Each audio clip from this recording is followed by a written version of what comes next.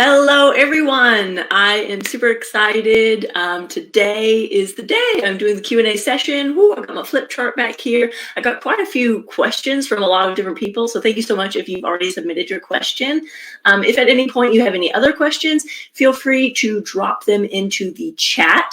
I have a little thing here, so I will be checking the chat to see if there's any other questions. I want to really just kind of read some of what you guys have been saying about the speakers and the event. I know I'm really excited when I saw a lot of these, so I'm just going to go ahead and dive in here. I got quite a few. Heidi says, I cannot express enough how incredibly motivational this clinic has been. I am more excited than ever to dive back into the relationship building with my Mustang and utilize so many of these tips from Natasha, Warwick Schiller, and a few others. Thank you for all the work and effort you put into this. So thank you so much, Heidi. Let's see. Sherry says, loving these sessions, especially loved Warwick and Rose. Great variety of topics. And then Heidi, she says, there was so much. The main theme that resonated with me was that multiple speakers are taking the time to build the relationship with the horse and that the process can fall into place. The other component for me is making the time to build those relationships because I want to, not because I should.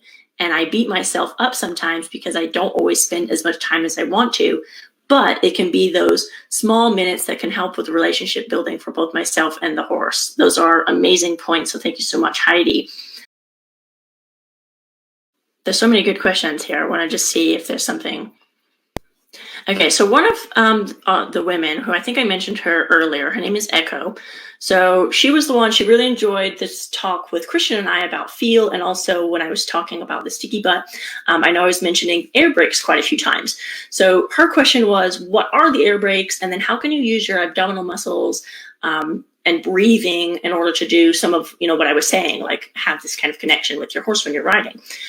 So the air brakes topic, and I just want to say quickly, right now I don't have a horse with me. It's very difficult for me. I don't have a horse. I don't want to just pull up a photo of a horse and oh, this is how it works, guys. That's not how it works. This is horses. There's moving parts. There's a lot of things happening. So in my Speaking the Horse Language online course, I have videos of, Christian on his mare Q and then me with Lily.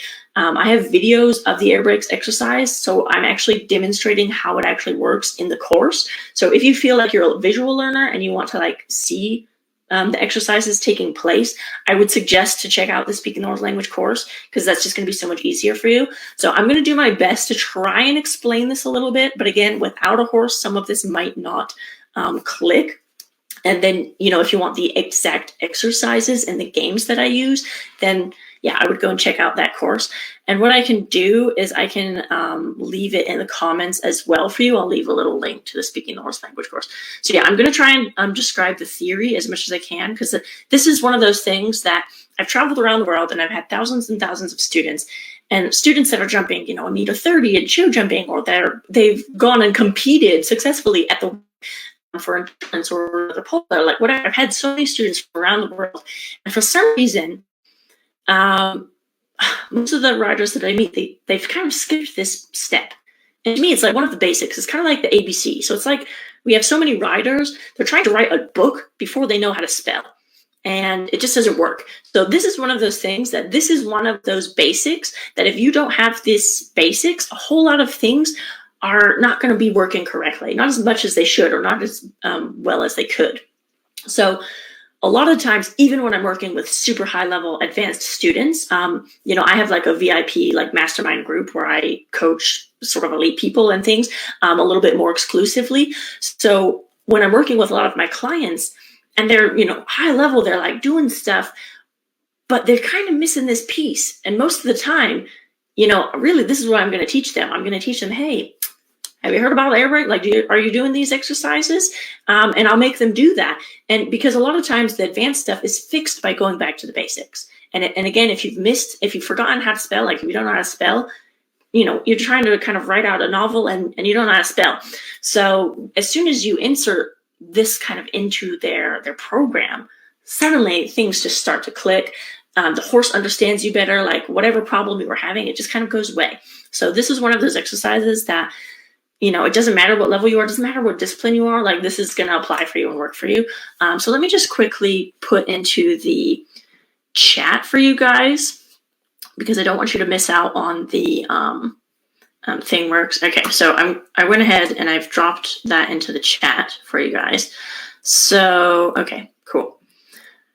All right, so basically, air brakes. What are air brakes? So the air brakes are, this is an exercise that I do with all of my horses, and not just my horses. Like anytime I go to a new country, somebody says it worked. Okay, perfect, awesome.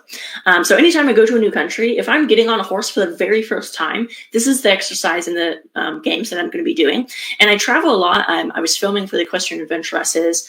We have like an Amazon Prime series and stuff. And so I would go and I'm like riding these horses for like 5-6 hours a day. And it's a strange horse. Like I don't know anything about this horse, but 5 hours is long enough that when I'm riding that horse, I'm doing these air brakes and breathing techniques. And so that way, usually, and I always get like the speedy horses because I love fast horses. So I usually get kind of the squirrely ones that no one wants to ride, which I quite enjoy. So I always get the squirrely ones. So for me, kind of the first half of the day is sort of doing these breathing exercises and getting that horse connected with me.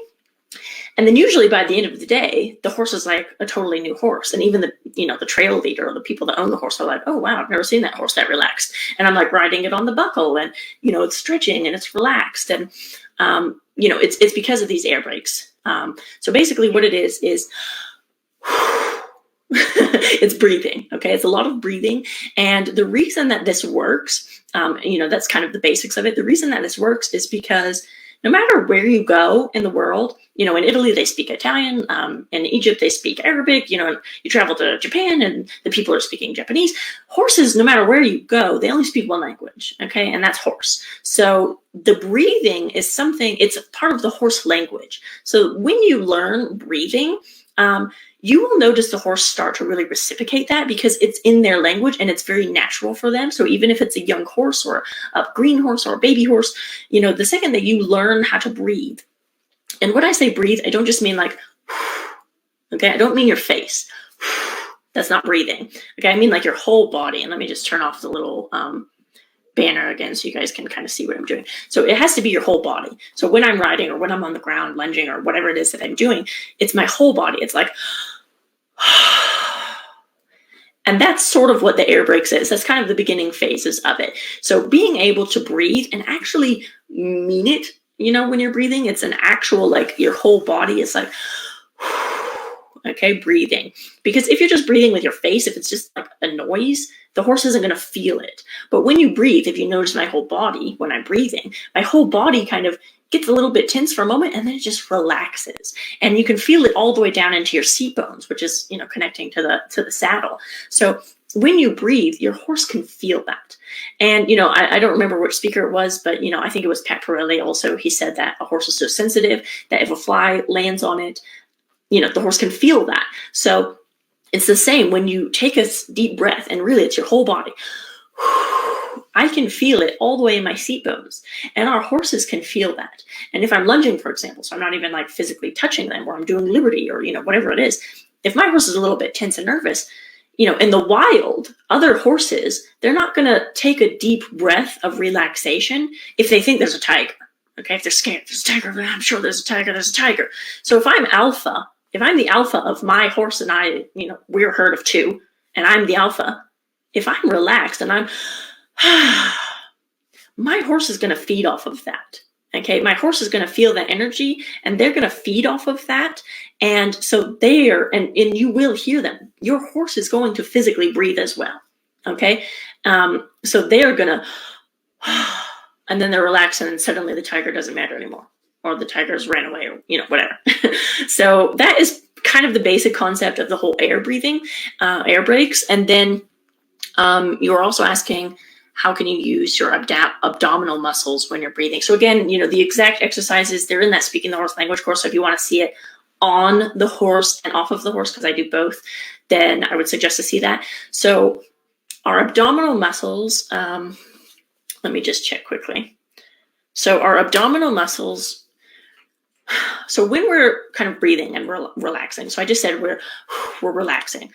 we still have to have our abdominal muscles. And let me just maybe stand up so I can show you guys a little bit of what I'm talking about here. So when I'm riding, I'll just move this chair out of the way. When I'm riding, okay, so when I'm moving with my horse, yeah, when I go to breathe, it's my whole body, but I still have kind of firm abs, okay? I'm still using my abdominal muscles. I'm not just like, okay, I'm not like throwing it away. I'm not throwing the horse away. I'm not throwing the connection away. I still have a bit of firm abs, and I'm kind of holding my abs. You can see how that kind of tucks my seat bones a little bit. I know in the video I'm wearing dark clothes, so it might be a little bit difficult to see, but I'm kind of tucking my seat bone a little bit. So I'm sort of deepening my seat and my connection with the horse. So that is kind of, again, without demonstrating on the horse and everything, that's kind of what I mean when I say by using your abdominal muscles and breathing at the same time.